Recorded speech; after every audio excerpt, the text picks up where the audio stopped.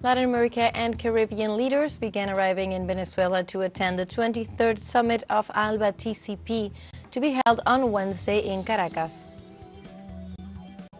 A military plane of the Southern Command of the United States landed at the international airport of Haiti to Saint Louverture.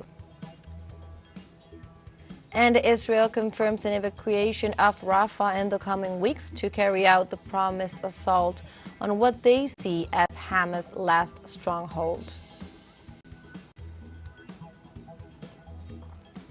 Hello and welcome to From the South. My name is Belén de los Santos, and from the teleSUR studios in Havana, Cuba, we begin with the news. On Tuesday, Caribbean leaders and Latin American leaders began arriving in Venezuela to attend the 23rd Summit of ALBA-TCP to be held on Wednesday in Caracas. In this sense, the Prime Minister of Antigua and Barbuda, Gaston Brown, and the Prime Minister of St. Vincent and the Grenadines, Ralph Gonsalves, arrived at the international airport of Maiquetía to attend to the Regional Bloc Summit.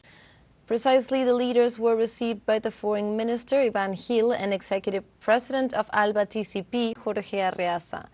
In this regard, at the 23rd Summit, Venezuela will define a concrete work agenda with the countries that make up this bloc.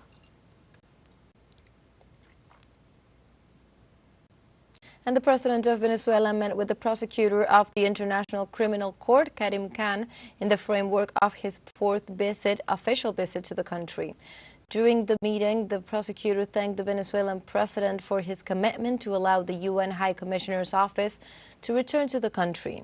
The Venezuelan head of state indicated that a delegation from the court will arrive in the country in 3 weeks to provide technical assistance, while applauding the advances in cooperation between the High Court and the Venezuelan government.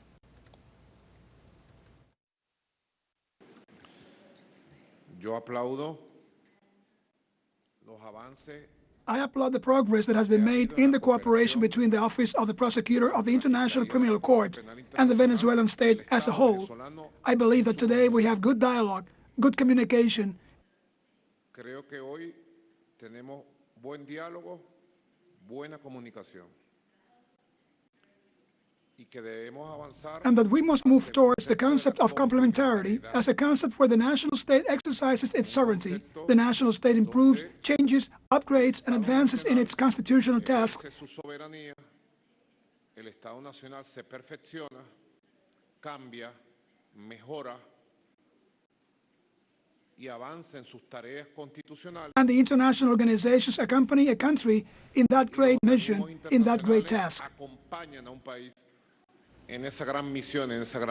We go now to Argentina, where university students mobilized together with teachers and former students in rejection of fund cuts promoted by Milei's administration.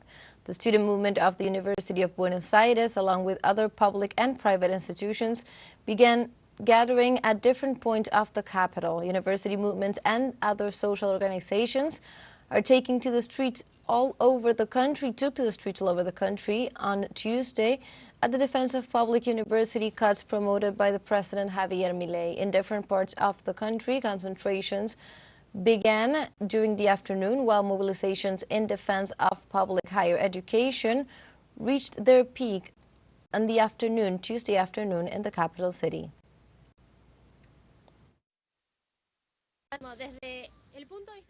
Well, from a student's point of view, we are already having a hard time with what we are going through with regard with the bus fares and the price hikes. And the truth is that the average lower middle class students is having a hard time, and on top of what we are afraid that the schools will close down. There are students that have class on the 15th floor. Imagine going up the stairs. It is totally sad. Imagine that we are the future of the country. The future doctor will at some point be in our hands. Here they are defending to be able to continue providing quality service, mainly from the people who have it. I think this is what we have to reinforce the most. This is for everyone, not just for us. And in this context, medicine students also joined their large rallies to reject Milei's policies and defend the right to a high-level education. I'm Augustine. I'm from the National University of La Plata. We study medicine, and we are both finishing by the middle of the year. We are already doctors, and we started and finished in the public university. So we are supporting the mobilization, and we hope that this possibility continues for everyone as we had it. That's why we came to support the cause. Earlier on Tuesday, public higher education authorities ratified the holding of the Federal University March. While calling for dialogue with the national government, they also stood firm by their demands. Among the demands, we can find the university budget, which has not been updated since the year 2023 in a context of soaring inflation, as well as the salary backlog of the university and pre-university teachers, which is more than 50% respect to the last update in November. Students also demand funding for scholarships and programs related to science, technology, and research. Finally, the scholars also want to bring the spotlight to the absence of enough budget to maintain university infrastructure. For its part, the government spokesman Manuel Adorni stated that the conversation on the topic is closed. Meanwhile, on Tuesday, a military plane of the South Command of the United States landed at the international airport Toussaint Louverture of Port-au-Prince, the capital of Haiti. In this way, the U.S. military force confirmed the dispatch of a military plane with reinforcements to protect Washington's representation in Haiti, in the first landing of a flight at the Toussaint Louverture airport in more than a month. On the other hand, the Southern Command statement alleged that its personnel will help ensure that the U.S. Embassy in Haiti remains open and operational amid the wave of violence unleashed by an alliance of criminal groups in the country. Now let's take a short break, but remember you can join us on TikTok at teleSUR English, where you will find news in different formats, news updates, and much more. Other stories coming up. Stay with us.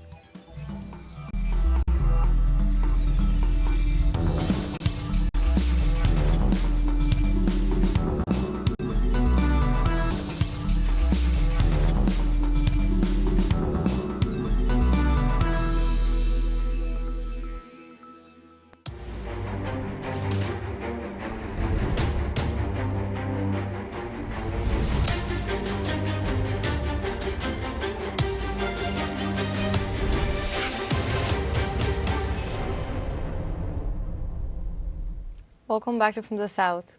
Israel confirmed an upcoming evacuation of the city of Rafah in the coming weeks to carry out its promised assault on what they see as Hamas's last stronghold. The purchase of 40,000 10 to 12-person tents, plus the recent approval by the U.S. State of Military Assistance, make the operation on the Palestinian border with Egypt almost imminent.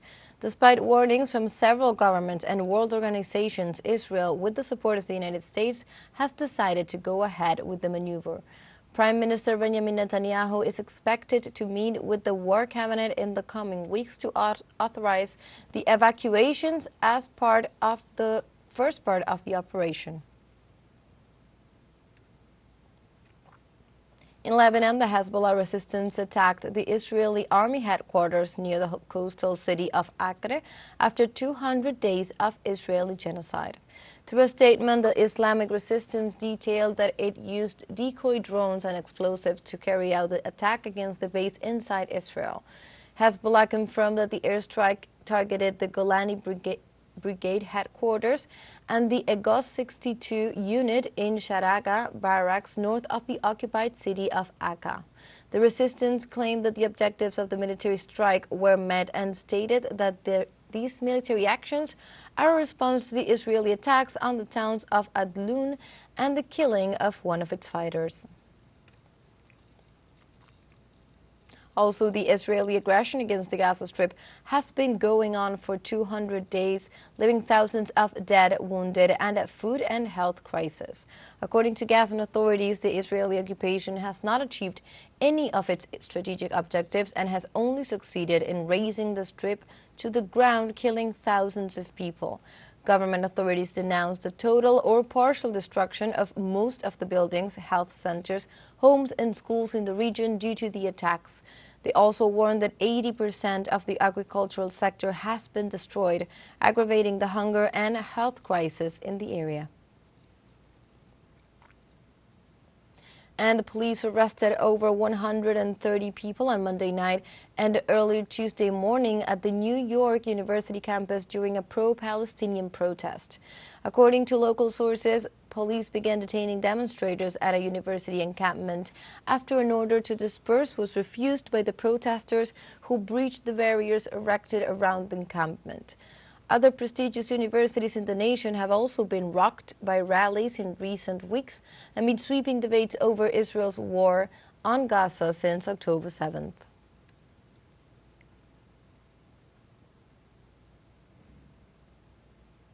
The protest began last week at Columbia University, also in New York, with a large group of demonstrators establishing a so-called Gaza Solidarity encampment on school grounds.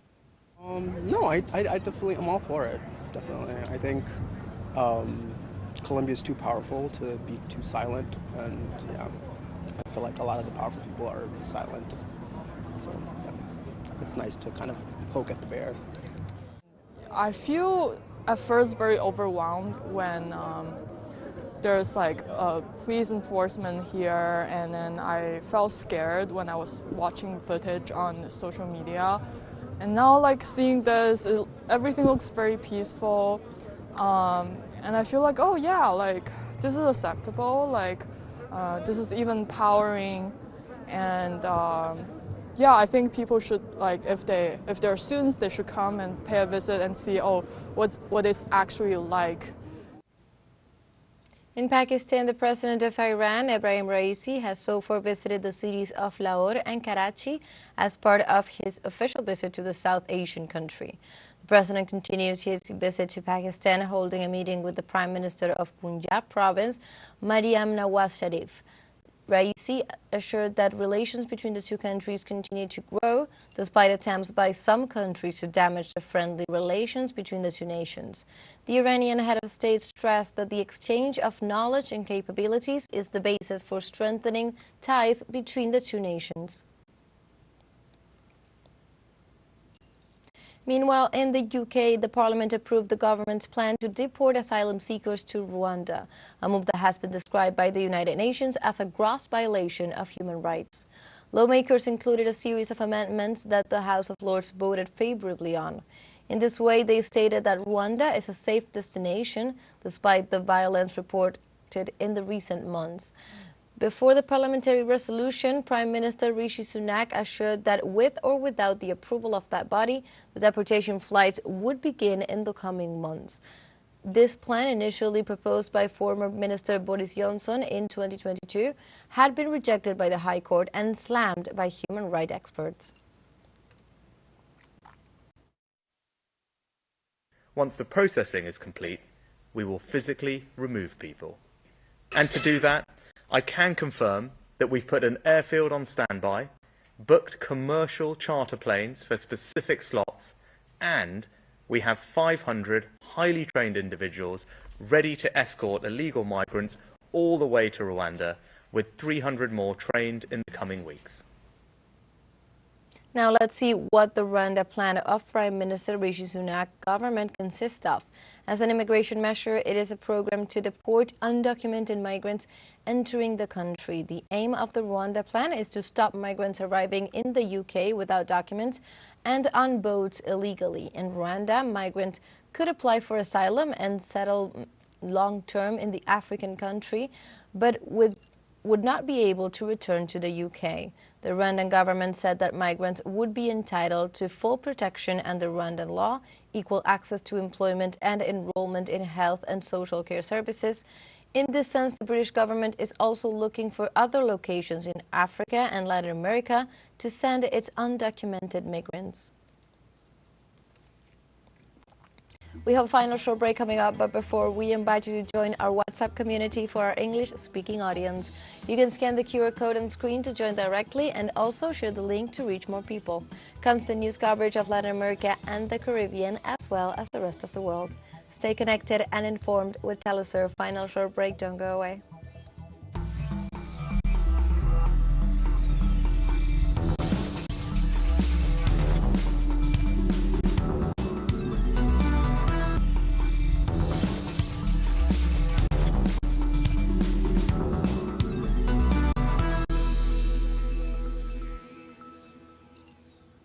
Welcome back to From the South. In Spain, Alberto González Amador, partner of the President of the Community of Madrid, Isabel Díaz Ayuso, accepted in full to having committed tax fraud in order to avoid a trial against him and reduce the possibility of ending up in prison. The lawyer of Díaz Ayuso's partner issued a document in which the accused would accept a sentence of 8 months for committing 2 tax crimes and the payment of a fine of 520,000 euros. For its part, the Spanish Public Prosecutor's Office rejected the first proposal of assumption of guilt, as the Public Prosecutor's Office intends that González Amador's defense admits another crime of false documentation based on the alleged use of false invoicing scheme. On Tuesday, the newly elected president of Senegal, Bassirou Diomaye Faye, affirmed that his administration seeks to renew relations with the European community. In this sense, Senegal's new leader, in the framework of the meeting in Dakar with the president of the European Council, George Michel, made it clear that any other ongoing cooperation and partnership with the European bloc would be renewed. Faye recently announced the renegotiation of oil and gas contracts and hopes to do the same with the fisheries agreement already signed.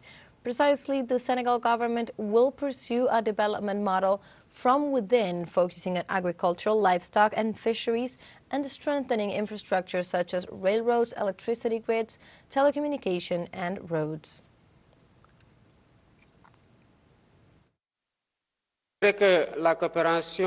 It is true that cooperation is dense and multifaceted, but together we want to build a partnership that is rethought, renewed, and enriched by a shared vision of a fairer international order that reflects the realities of today's world. A partnership that is adapted to changing circumstances and capable of supporting the innovative dynamic that we want to imprint on our relations. And in the Mu'uz Desert, northwestern China, joint efforts to turn a barren land into a fertile one have been made by the government of Xi Jinping, scientists, and nearly 12,000 farmers, along to plant around 4,000 acres of potatoes in the area. In October 2018, the local government invested $350 million in this project focused on fertilizing the Mu'uz Desert to be able to sow potatoes.